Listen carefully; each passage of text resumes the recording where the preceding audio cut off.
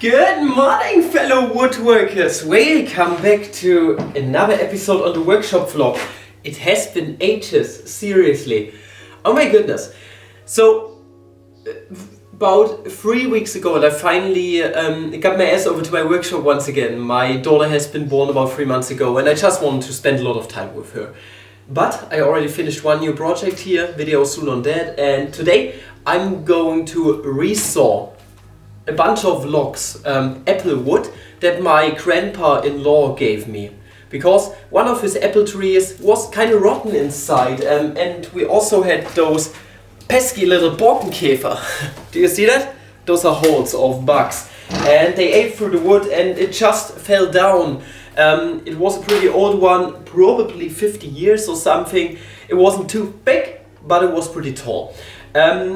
And he gave me the best parts, which were still kind of fine. And the cool thing about those is that I don't want to do too much with those. I just want to resaw those into boards and some cookies and just plane them a bit, let them go through my drum sander and just turn those into very, very easy cutting boards for the upcoming art markets, like the Advent market that I'm gonna take part in my hometown, and so on and so forth.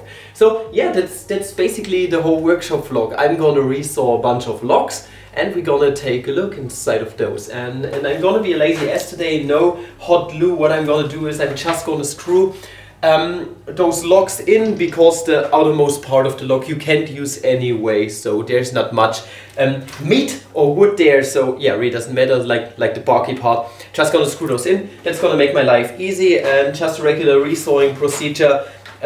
Put it like here, such that I can resaw this part at first. We get a flat side, then put it onto the flat side with this board running alongside the fence, and then I got a 90-degree angle hopefully, and then I can just start.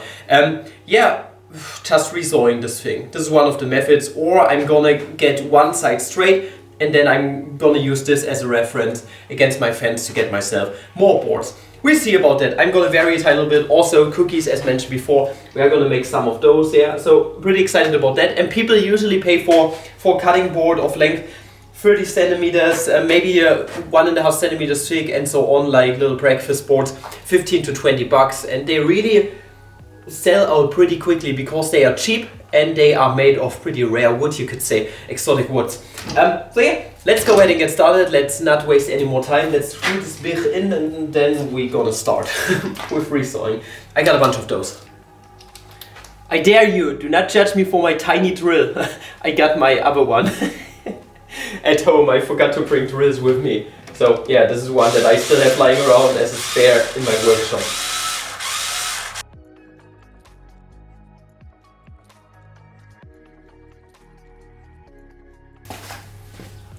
So I admit it did not work, so I gotta use hot glue after all, as always. But that's not a big deal. Hot glue works like a charm in a normal case, so let's just use this.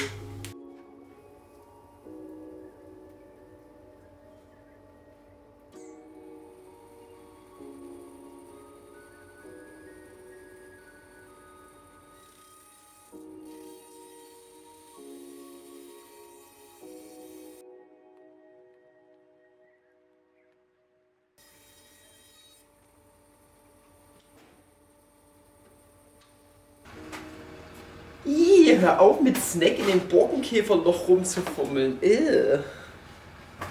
Ramona's got the bucket, Maleki got the hose, and I got the hand.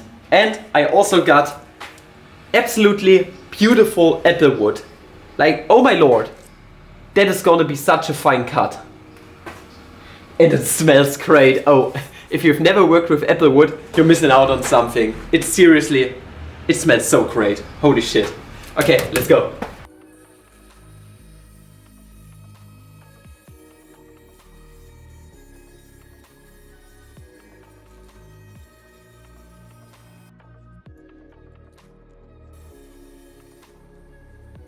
So, let's take a look at the next cut. Was a bit harder. Remember, I got the hand. Amazing. Simply amazing wood. What a cut. I'm thinking about running this over the jointer, such that I can get a nice surface. And even though we don't have much wood here on this first part, it's still enough to get at least one cutting board out, that size. Or maybe a charcuterie board in some kind of way, a longer one. And I think that's a great detail right here, this bug hole. That's amazing.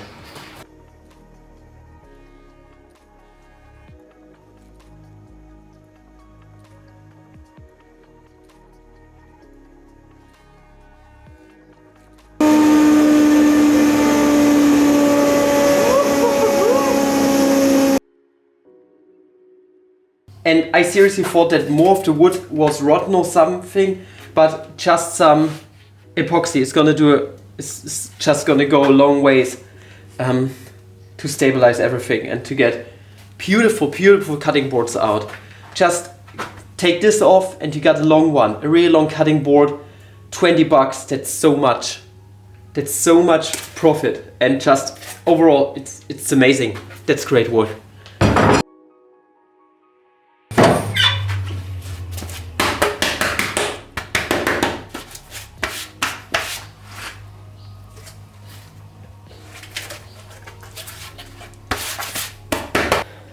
Alright, so the last few pieces were relatively rotten, so I even found 2 live bugs in here, 1 small larva here and 1 fully grown one inside of this, but I killed those, so this could make for a very interesting, I don't know, cutting board or maybe something else, I'm not certain. Looks great, but here we got a bit of rot. It feels really mushy, like some kind of shroom sitting in here, something of that sort, but nothing that epoxy couldn't stabilize.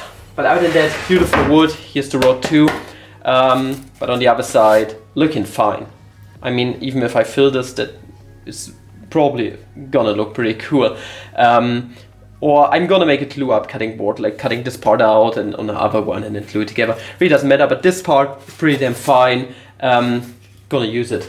Yeah, I got 2, 4, 6 ones out, and next up we're gonna do some cookies, I suppose. There's gonna be a few great ones in there. Pretty excited about those. Now with this next one I need to get really creative, because I have no idea how I'm gonna get a clean edge on this one at first, or clean face, such that I can resort nicely. But you can probably see why this is gonna be an amazing piece where we are gonna get cookies out, because we got this knot over here. We got several branches actually, and this was like the main part of the tree where everything branched out at the top. This is like an amazing piece for wood turning actually, so it kind of breaks my heart to basically deconstruct it into cookies, but I don't have a lathe anyways which could get this capacity going. I just don't have the diameter to work with something like this, so it's not a problem. I got more apple wood and also plum wood and so on, cherry wood, up there in my attic. So what's gonna be the plan here is most certainly, or probably, what I'm gonna do is I'm gonna get one clean cut right through here. This part down here is kinda uninteresting. I'm gonna turn those into cutting boards with this length, and the other ones are gonna be turned into cookies up here. And with this clean edge, I should be able to get a bunch of cookies going. Thing is, on end grain or this massive amount of end grain, I really can't use my jointer. It would be just way too dangerous. So I just need to be very slowly on the bandsaw, and I think we can get it done somehow. At least I have this clean edge down here already, which I can reference off. So yeah, probably gonna do this. Gotta get this cleaned up. There's a small part from the chainsaw here which still needs to be cleaned off, and then we are good to go, I think. That's gonna be exciting to say the least. We'll see how all of that works out. Okay, it's a fairly short cut, so I think this right here should hit the spot pretty nicely. Those are rather long breakfast boards, and here I can get some ridiculous cookies out, I think. Let's go.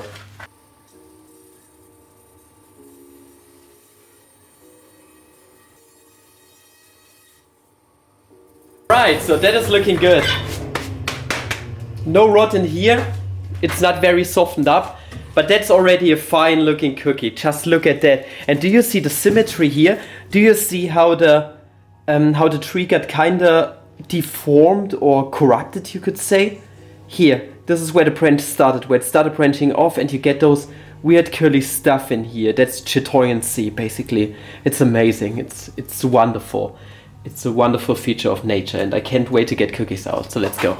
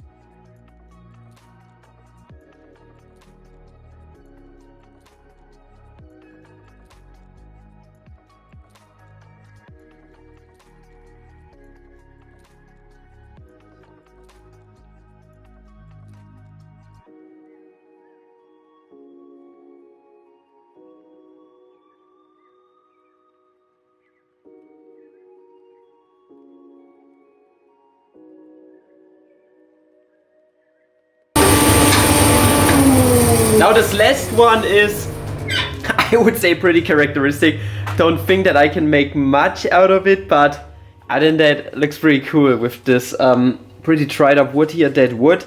It's cool. But we got a bunch out. We got 2, 4, 6, 7 great ones out.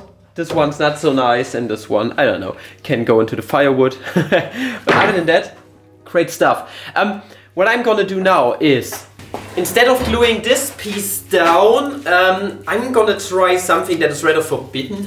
Not really forbidden, but not many people like to do it. I'm gonna run this just over the jointer. Thing is, you don't want to run bark over the jointer because the knives can get dull, I think, rather quickly. Don't know why, but this is what woodworkers say.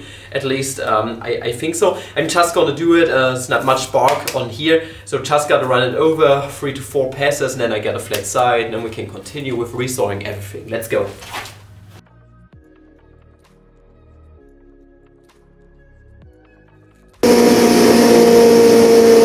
I mean, it worked. The first part was a tiny little bit sus, and I was a bit afraid because it wasn't even at all, so it just fell into the jointer a bit, but everything worked out nicely. So just be careful when working with this machine and have your hands away as far as you can, like I did up here. And even if something gets sucked into the air or anything, just take the hands away and everything works out. So yeah, let's go.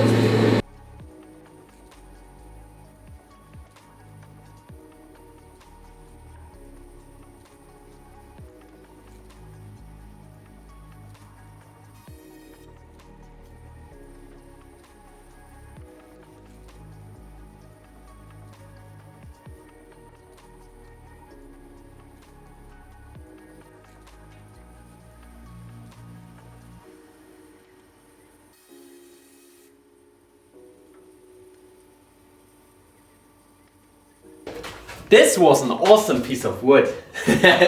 Even the last one, it's a tiny one. The backside doesn't look good. I'm gonna see how I'm gonna turn this into something nice. But other than that, they all look pretty damn amazing. Like the structure of the wood, everything. It's pretty solid still. It's just fine wood. I just really like it. Apple is amazing. One concern of mine is if I leave cutting boards like this, for example, then we got this knot up here, and I don't think that this would look pretty good, or maybe it's a bit too spiky. I'm not certain about that. Maybe I'm gonna cut this off, or maybe I'm just gonna turn those into straight cutting boards. I'm not certain about that. We got 2, 4, 6 out, so a lot of cutting boards and the like already. And I'm gonna call it quits for today. Last thing I'm gonna do is I'm just gonna put those in the little towels up there in my attic because it's really hot up there, so they can dry out really quickly. And yeah, then I'm gonna see you tomorrow for more resawing action.